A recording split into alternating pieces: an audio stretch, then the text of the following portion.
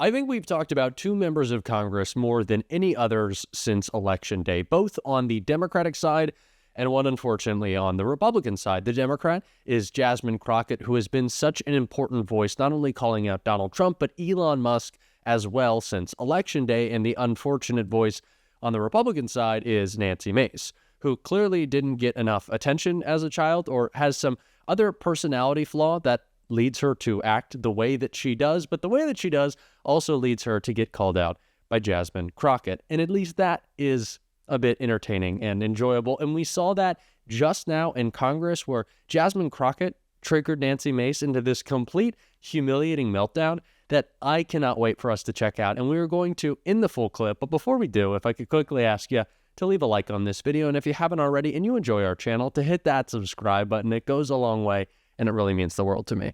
Now let's get into Jasmine Crockett's incredible takedown of all of MAGA that triggered Nancy Mace so much. During the 118th Congress, oversight Republicans disbanded one of the most important subcommittees in Congress, the Subcommittee on Civil Rights and Civil Liberties.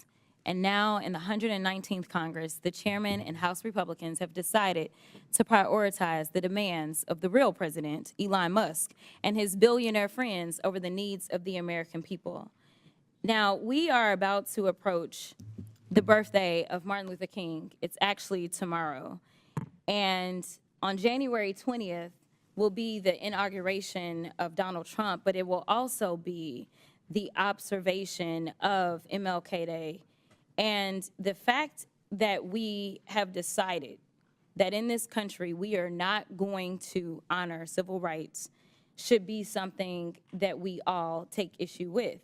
Considering the fact, for some that don't know what civil rights are about, because some people only believe that it deals with black folk, let me explain. Civil and political rights are a class of rights that protect individuals' freedom from the infringement by governments, social organizations, and private individuals. They ensure one's entitlement to participate in the civil and political life of society and the state. Defined another way, the right to be free from discrimination, the freedom to worship as we choose, the right to vote for our elected representatives, the protections of due process, the right to privacy. If any of that sounds familiar, it is because these are rights that are born out of our Constitution, something that we all supposedly have sworn an oath to, and we swear to not only, we don't just swear to it, we are supposed to protect those rights. Interestingly enough, we just had the funeral of one of our beloved presidents. And I caught a flight to Austin on the day of the funeral. And I had the honor of sitting next to someone who was a little familiar with the White House. That person was Lucy Baines Johnson. And when I tell you that she is a wealth of information, I really mean that.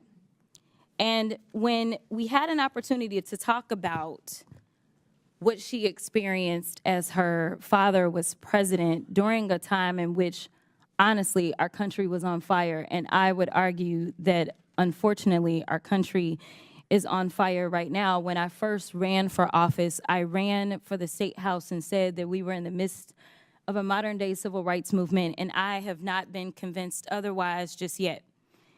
But this is the daughter of the president that signed the Civil Rights Act of 1964. She was also there when he signed the Voting Rights Act of 1965. And to be perfectly honest, without that voting rights, I don't believe that I actually would have a seat in Congress. And so I do believe in preserving the fact that everyone should be entitled to real and true representation, because I do have a Section 2 seat as our Voting Rights Act has been decimated. But one of the stories that she told me was that her father asked her about coming over to the Congress for the signing of the bill as it relates to the Voting Rights Act. Now, for her, it was a bit inconvenient as an 18-year-old to have to leave the White House and go over to Congress. And she asked her father, why should we go over to the Congress, Daddy, to sign this particular bill? And she said, we need to go over to the Congress because we need to pay due respect to those members of Congress that knew that voting for this bill meant that they would not be returning to Congress, but they had the courage to do what was right for this country and make sure that everyone's voices were going to be heard.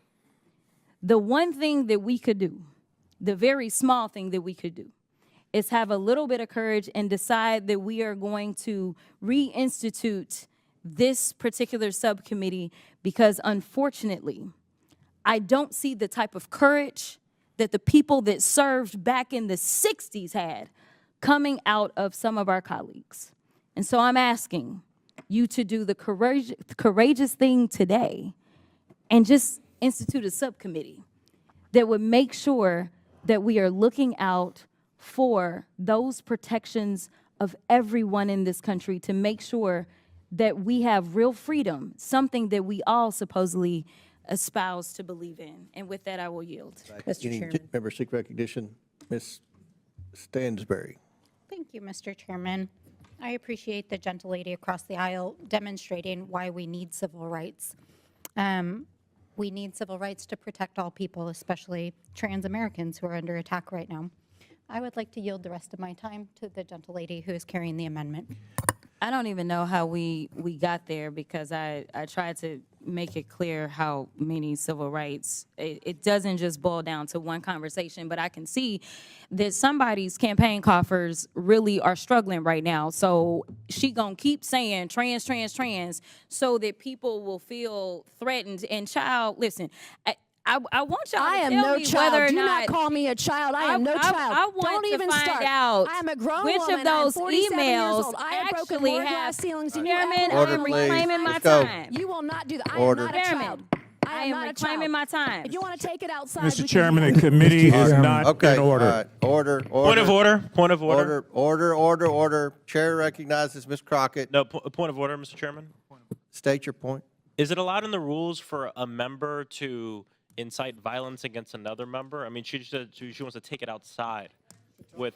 Hey, I have the Crockett. First Amendment right too, And young so man. I have the I'd like First those Amendment words right. to be I'm not taken gonna be a down. child. I I'm am not gonna moving be to have called a those child words by taken any down. of I you. believe it's against the rules to Going incite outside doesn't violence incite against violence. another You have a member of conversation Congress. that isn't. The committee will interrupting this suspend. committee. The member will state the words he wishes taken down.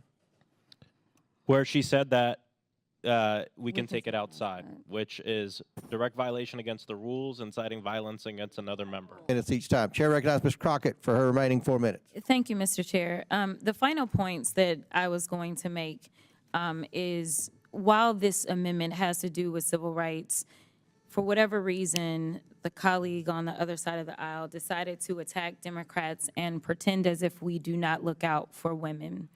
And I want to be clear that it's Democrats that were pushing for the Equal Rights Amendment, and I don't recall any Republicans supporting us having the Equal Rights Amendment. I also want to make it clear that just because someone fantasizes or wants to be dramatic about the idea of someone could be a quote-unquote man in a locker room or in a bathroom, I've yet to hear an actual testimony of someone who, for whatever reason, has experienced this in real time. But I can tell you some real numbers and some real facts, because I don't like to live in fantasy when I'm talking about how I'm going to govern for the American people.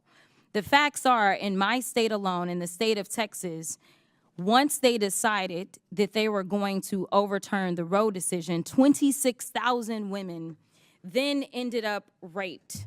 26,000 is what we had reported. And that was only within about a year's time span. And when they reported those rapes, none of them seemed to have anything to do with trans folk.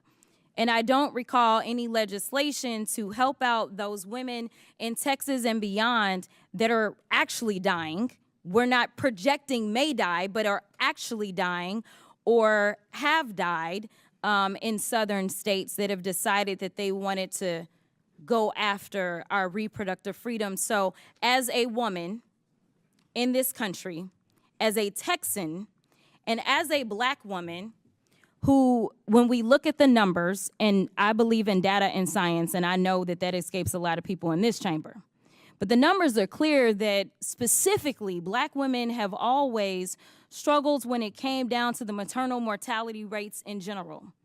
The fact that somebody who looks like me, no matter how much money they have, because I can remind you of a very wealthy tennis star that almost lost her life while trying to give birth.